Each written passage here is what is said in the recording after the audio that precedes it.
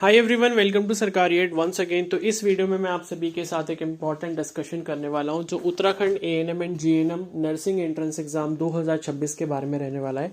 तो अगर आप में से भी कोई ऐसा है जो उत्तराखंड का एएनएम और जीएनएम का एंट्रेंस एग्जाम देके कॉलेज में गवर्नमेंट सीट लेना चाहता है, तो उसके लिए तैयारी का क्या तरीका होना चाहिए, क्या आपकी स्ट्रैटेजी होनी चाहिए, क्या पूरा सिलेबस रहता है, इसको हम डिटेल में डिस्कस करने वाले हैं। तो आप सभी से रिक्वेस्ट है कि वीडियो को आप प्लीज़ पूरा एंड तक देखना और चैनल को सब्सक्राइब भी कर लेना, ताकि आगे भी आपको इसी तरीके से हेल्पफुल वीडियोज़ हैं एएनएम और जीएनएम के टॉपिक के ऊपर वो मिलती रहे। तो यहाँ पर जो है सबसे पहले हम लोग सिलेबस को डिस्कस करेंगे, उसके बाद ये डिस्कस करेंगे कि अगर आपको गवर्नमेंट कॉलेज में सीट चाहिए तो आपको कितने नंबर लाने होंगे और उसके बाद उन नंबर को लाने के लिए आपको कितनी तैयारी करनी होगी और कैसे तैयारी करनी होगी। ठीक है, तो यहाँ पर मैं एएनएम और जीएनएम दोनों को साथ में ही लेकर चलूंगा। ठीक है, इसका जो पूरा सिलेबस है, तो पहले ये बात कर लेते हैं कि एग्जाम कब होगा। तो एग्जाम आपका जनरली जून में होता है। तो 2026 की अगर हम बात करें तो पेपर आपका जून में होगा, यानी कि अभी भी अगर आप तैयारी करते हो तो बहुत आराम से आप जो है पूरा सिलेबस कंप्लीट कर सकते हो। ठीक है, तो मई तक का आपके पास टाइम है। मई तक का टाइम मतलब ये है कि आपके पास पूरे पूरे अभी भी 6 महीने हैं, और अगर आप पूरी एक प्लानिंग के साथ अपनी स्ट्रैटेजी बना के प्रिपरेशन करोगे तो आपका 100% सिलेक्शन होगा। ठीक है, तो यहाँ पर डिस्कशन स्टार्ट करने से पहले मैं आपको एक इंपॉर्टेंट बात बता देता हूँ कि इसमें जो भी चीज़ें हम लोग डिस्कस करने वाले हैं, अगर आप उनको कंसिस्टेंट होके फॉलो करोगे तभी आपको गारंटीड सिलेक्शन मिल सकता है। ऐसा नहीं कि मैंने आज आपको समझा दिया कि क्या पढ़ना है, कैसे पढ़ना है, उसके बाद आपने 2-4 दिन पढ़ाई की, फिर बीच में छोड़ दी, फिर आपने पढ़ाई की, तो ऐसे कभी भी आपका सिलेक्शन नहीं होगा। ठीक है, तो यहाँ पर सबसे पहले हम लोग सिलेबस को डिस्कस कर लेते हैं। तो एएनएम और जीएनएम का जो सिलेबस है, ये देखो 2024 की पीडीएफ है, बट कोई प्रॉब्लम नहीं, सिलेबस अभी तक कोई भी चेंज नहीं हुआ, सेम सिलेबस है। तो यहाँ पर आपका जो पेपर है 2 घंटे का होता है, 100 क्वेश्चंस रहते हैं एएनएम के पेपर में भी, जीएनएम के पेपर में भी। ठीक है, और यहाँ पर क्या है कि जो आपका सबसे पहले जीएनएम का सिलेबस है, तो जीएनएम में आपके टोटल 4 सेक्शंस आते हैं। तो इसमें 1 2 3 4 करके लिखा है। जैसे सबसे पहला जो सेक्शन है वो है सामान्य हिंदी। ठीक है, जो आपका हिंदी है, ठीक है, इसमें हिंदी में क्या क्या टॉपिक्स आते हैं, जैसे आपके शब्द के मतलब आपके पहले तो वर्णमाला हो गया, ठीक है, फिर उसके बाद वाक्य के रूप हो गए, अलंकार हो गया, ठीक है, और उसके अलावा पर्यायवाची शब्द, विलोम शब्द, अनेकार्थी शब्द, ठीक है, और एक सेंटेंस उसमें दिया होता है, एक पूरा वाक्य दिया होता है, तो एक वाक्य के लिए शब्द। तो इस तरीके से काफी सारे टॉपिक्स हैं हिंदी में, जैसे कि, और बाकी आपका उपसर्ग प्रत्यय हो गया, है ना, और बाकी संधि हो गया, समास हो गया। तो ये जनरल जो टॉपिक्स हैं वो आपके पूछे जाते हैं हिंदी के सेक्शन में, और इसमें 20 क्वेश्चन होते हैं, 20 नंबर के, कोई भी नेगेटिव मार्किंग यहाँ पर नहीं है।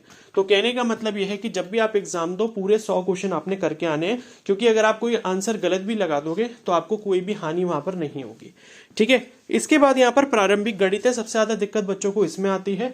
ये जो एलिमेंट्री मैथ्स है, इसमें 20 क्वेश्चन 20 नंबर के आते हैं। उसके बाद सामान्य विज्ञान यानी कि जनरल साइंस आपकी 20 नंबर की आती है, और लास्ट जो पोर्शन है वो है सामान्य अध्ययन या सामान्य ज्ञान का, यानी कि जो जी के आपका आता है वो 40 क्वेश्चन 40 नंबर के आते हैं। ठीक है, तो इस तरीके से पूरा 100 क्वेश्चन का और 100 नंबर का पेपर आपका बनता है। अब यहाँ पर मैं आपको बता दूं कि भाई मैं आपको ये तो बताऊंगा कि सेल्फ प्रिपरेशन आपने कैसे करनी है और सेल्फ स्टडी करके आप कैसे सिलेक्शन ले सकते हो, लेकिन इसके अलावा अगर आप ये चाहते हो कि आप मेरे गाइडेंस में इस एग्जाम की तैयारी करो, उत्तराखंड के एएनएम और जीएनएम एंट्रेंस एग्जाम की तैयारी करो, तो बैच हम ऑलरेडी लॉन्च जो है वो कर चुके हैं और बैच हमारा स्टार्ट भी हो चुका है। लेकिन अभी भी अगर आप उस बैच में एनरोल करना चाहते हो तो कर सकते हो, क्योंकि ज्यादा क्लासेस अभी नहीं हुई है। ठीक है, तो थोड़ा बहुत जो भी कोर्स हुआ उनकी रिकॉर्डिंग्स वगैरह आपको मिल जाएंगी, बाकी आप लाइव क्लास ले सकते हो मेरे साथ। और लास्ट ईयर भी काफी सारे मतलब जो 2025 में जो मैंने तैयारी करवाई थी अपने बैच से, तो आपको पता अगर नहीं है तो मैं आपको बता देता हूं कि काफी सारे सिलेक्शंस हमारे बैच से हुए। तो उत्तराखंड में जिसकी रैंक 7 आई थी, ठीक है, पूरे उत्तराखंड में जीएनएम में रैंक 7, रैंक 10, रैंक 17, रैंक 35, तो काफी सारी रैंक जो है वो हमारे ही बैच से निकली थी। और अगर आप चाहो तो शॉर्ट्स में जाके यूट्यूब पर देख सकते हो, जो भी बच्चे हैं उनकी मैंने वीडियोस डाल रखी हैं। ठीक है, तो उन्होंने हमारे ही बैच से तैयारी की थी। और अगर आप भी एनरोल करना चाहते हो और आप पूरी एक प्लानिंग के साथ तैयारी करना चाहते हो, जिसमें गाइडेंस के लिए मैं हूं आपके लिए, तो उसकी बैच की जो फीस है वो है 1997 रुपीज। ठीक है, और ये कोर्स आपका तब तक चलेगा जब तक आपका एग्जाम नहीं होता, तब तक आपकी तैयारी चलती रहेगी, रिवीजन चलता रहेगा, टेस्ट चलते रहेंगे, ये सब चीजें आपको मिलती रहेंगी। ठीक है, अगर आप बैच में एनरोल करना चाहते हो तो कमेंट सेक्शन में मैं एक वीडियो का लिंक प्रोवाइड करूंगा, उसको जाके क्लिक करके देख लेना और एनरोल कर लेना। आप लोग अभी भी एनरोल कर सकते हो। रजिस्ट्रेशन कुछ ही दिन हम और रखेंगे, उसके बाद हम रजिस्ट्रेशन को पूरा क्लोज कर देंगे कंप्लीटली, क्योंकि फिर सिलेबस काफ़ी आगे बढ़ चुका होगा। और आपको कोई इन्फॉर्मेशन और चाहिए, ठीक है, तो आपको स्क्रीन पर टेलीग्राम आईडी दिख रही होगी, इस पर आप मेरे को मैसेज कर सकते हो। तो यहाँ पर जो है ये हो गया, ठीक है, ये आपका जीएनएम का सिलेबस है। इसी तरीके से एएनएम का सिलेबस भी लगभग सेम है, बस थोड़ा सा डिफरेंस आ जाता है कि एएनएम के पेपर में इंग्लिश के क्वेश्चंस आते हैं 10, ठीक है। वहां पर आपके हिंदी पूरे 20 नंबर की थी, 20 क्वेश्चन। यहाँ पर क्या होता है, यहाँ पर क्या होता है, इंग्लिश तो है ही आपके 10 क्वेश्चन 10 नंबर की, लेकिन 10 क्वेश्चन यहाँ पर हिंदी के भी, सॉरी हिंदी 10 क्वेश्चन है, उसके साथ साथ आपको 10 नंबर की यहाँ पर जो इंग्लिश है वो भी पूछी जाती है एएनएम के पेपर में, ठीक है। उसके बाद मैथ्स यहाँ पर भी 20 नंबर की आती है, वहां पे भी 20 नंबर की आती है, और जो जनरल साइंस वहां पर आपकी आ रही थी 20 नंबर की, यहाँ 30 नंबर की हो जाएगी, और जो जीके वहां पर 40 नंबर की, वो यहाँ 30 नंबर की हो जाएगी। बाकी पूरा सिलेबस सेम है, एएनएम और जीएनएम का सिलेबस पूरा सेम है। बस एएनएम का पेपर अगर आप दे रहे हो तो आपको थोड़ी इंग्लिश और पढ़नी पड़ेगी, बस इतना ही यहाँ पर एक्स्ट्रा हो जाता है, ठीक है। अब दोनों में से बेटर कोर्स जो है वो मैं यही कहूंगा कि आपको जीएनएम की तैयारी करनी चाहिए, क्योंकि जीएनएम जो है एएनएम से लाख गुना अच्छा कोर्स है। क्योंकि एएनएम करके जो है आपको जॉब के लिए काफी ज्यादा इंतजार करना पड़ता है, और प्राइवेट में भी जॉब अपॉर्चुनिटीज एएनएम वाले स्टूडेंट्स के लिए बिल्कुल नहीं है, या बिल्कुल ही बहुत कम है, ठीक है, ये समझ लो आप। तो यहाँ पर ये पूरा इसका पैटर्न हो गया, क्वेश्चंस यहाँ पर सब्जेक्ट के आगे लिखे हुए हैं। अब मैं आपको बता देता हूँ कि तैयारी कैसे करनी है। देखो, सबसे पहला जो सब्जेक्ट आपको पढ़ना चाहिए वो उत्तराखंड जीके का पढ़ना चाहिए, ठीक है, क्योंकि जीके में जनरली जो क्वेश्चंस आते हैं वो उत्तराखंड जीके से ज्यादा क्वेश्चन आते हैं। तो उत्तराखंड जीके के लिए आप कोई भी चाहो तो बुक वगैरह खरीद सकते हो, या फिर खुद ही यूट्यूब पर सर्च करके टॉपिक भी आप पढ़ सकते हो। टॉपिक्स कैसे पूछे जाते हैं, जैसे कि उत्तराखंड में कौन कौन से वन उद्यान है, यानी कि नेशनल पार्क कौन से, ठीक है, उनसे क्वेश्चन आ जाता है। कौन से मंदिर हैं, कहाँ पर है मंदिर, ऐसे क्वेश्चन आ जाते हैं, ठीक है। और उसके अलावा जो है जिले से रिलेटेड क्वेश्चंस पूछे जाते हैं कि इस जिले में क्या खास चीज है, इस जिले में क्या खास चीज है, या किसी खास चीज का नाम दिया होगा और ये पूछा जाएगा कि किस जिले में, ठीक है। बाकी यहाँ पर सेंसस से रिलेटेड क्वेश्चन पूछ ले जाते हैं, ठीक है, जनगणना की साक्षरता दर किस जिले का सबसे ज्यादा है, और उसके अलावा जो है संविधान, ये जो आपका विधानसभा की सीटें हैं वो सबसे ज्यादा किस जिले में। तो ऐसे करके उत्तराखंड की जीके से काफी सारे क्वेश्चन पूछे जाते हैं।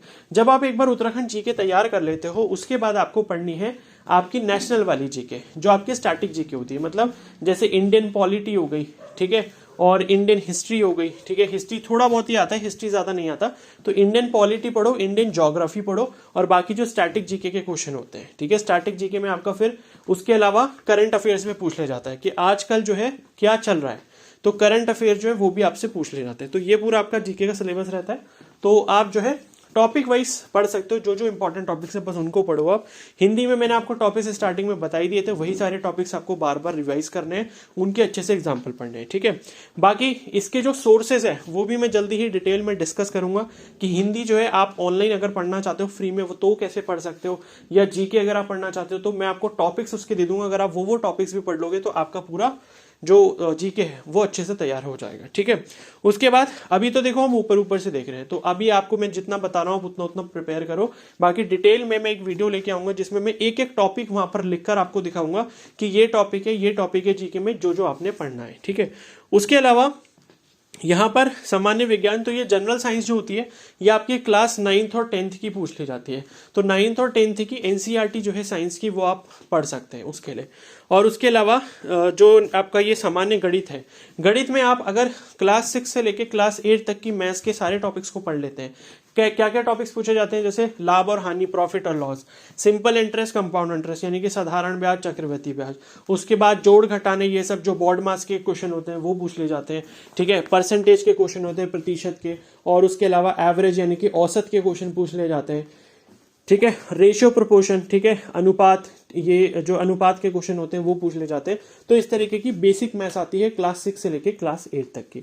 तो ये चारों सब्जेक्ट का सिलेबस हो गया, ये आपने ऐसे करके पढ़ना है। और अगर हम यहाँ पर बात करें इंग्लिश में क्या क्या पूछा जाता है, तो इंग्लिश में आपके टेंसेज हो गए, डायरेक्ट इनडायरेक्ट स्पीच हो गई, एक्टिव पैसिव वॉइस हो गया, ठीक है। उसके बाद आपके वर्ड मीनिंग्स मतलब सिनोनिम्स वगैरह पूछ ले जाते हैं, एंटोनिम्स पूछ ले जाते हैं, जैसे हिंदी में पर्यायवाची और विलोम शब्द होते हैं वैसे ही इसी में सिनोनिम्स और एंटोनिम्स होते हैं। और बाकी कंप्लीट द सेंटेंस के क्वेश्चंस आ जाते हैं, ठीक है, एरर्स के क्वेश्चन आ जाते हैं। तो ये सारा जो है इंग्लिश में सिलेबस आपका रहता है। तो यहाँ पर हम लोग एक एक सब्जेक्ट को डिटेल में भी देखेंगे अपनी नेक्स्ट वीडियो में, जिसमें मैं आपको सारे टॉपिक लिख कर दूंगा। अगर आप वो टॉपिक को प्रिपेयर कर लोगे तो इजीली आपका सिलेक्शन हो जाएगा। अब बात करते हैं कि नंबर आपको कितने लाने होंगे सिलेक्शन के लिए। तो देखो, अगर आपको गवर्नमेंट कॉलेज चाहिए जीएनएम के लिए, अब मैं जीएनएम के लिए पहले बात करता हूँ, तो जीएनएम के देखो 3 ही गवर्नमेंट कॉलेज हैं, और उसमें से भी मैं आपको बता दूं जो नैनीताल वाला कॉलेज है वहां पर हॉस्टल की सुविधा नहीं है।